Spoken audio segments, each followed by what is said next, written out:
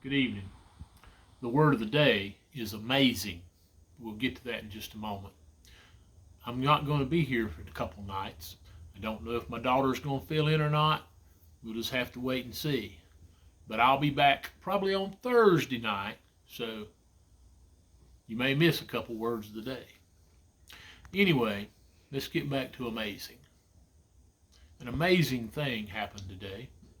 Things came together in such a way to create something that was just absolutely breathtaking. Let me tell you about it. A few weeks ago, I ran into this fella at an auction, and he said, "You have a sawmill, right?" And I said, "Yes, I do." He said, "I need you to cut a couple pieces of wood for me if you could." I said, "Well, what do you need?" And he explained to me what he wanted.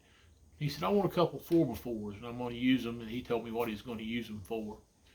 I said, "I've got something I can cut that out of." I said, "But I think we ought to make them 4x6s. I think it will work better for what you're going to do." He said, "Okay, whatever you think." He said, "Then I need somebody to do some woodworking." Well, my brother-in-law happened to be there, and he said, "Yes, I can do what you want." So between the two of us, we worked together, and it was kind of almost amazing the way it came together. I already had a piece of wood that I had sawed to the thickness where all I had to do was lay it up on the sawmill in just a few minutes. I had the two pieces of wood sawed that he wanted. And my brother-in-law does woodworking, and he was able to put all this together. What we put together was a cross. This gentleman said, "I want to put a cross up on a farm in Ohio that I have." And he said, "I want the cross piece to say, 'Jesus is the reason.'"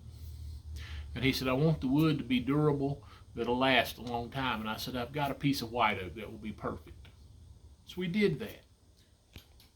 The gentleman took this cross up there this past weekend and actually set it up yesterday. He sent my brother-in-law a couple pictures of the cross in the ground, and you could see it and see where he had wrote, "Jesus is the reason" on it. And it was something that we were proud of the way it turned out, and we were also excited about the message it conveyed. But folks, we can't paint a picture like God can. I got a picture this evening that he had taken, and you could see the cross, and the light was such that it was shining in the picture and stood out.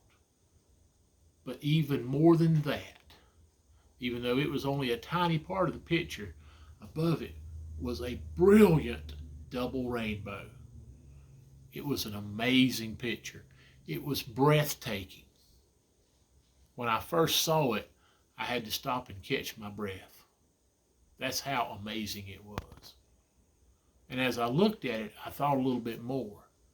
Every kid that's been to Sunday school a few times knows the story of the rainbow.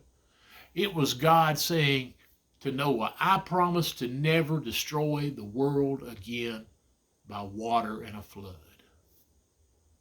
And there's the rainbow. God saying, "I'm still here. My promises are still good." And then there's the cross, almost glowing because of the way the light's hitting it. And it's got a more important promise.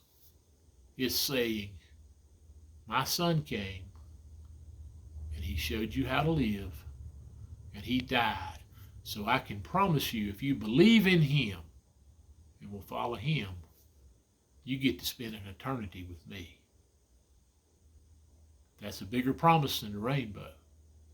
And it was amazing that the first day the cross was there, God painted a picture that no human could paint.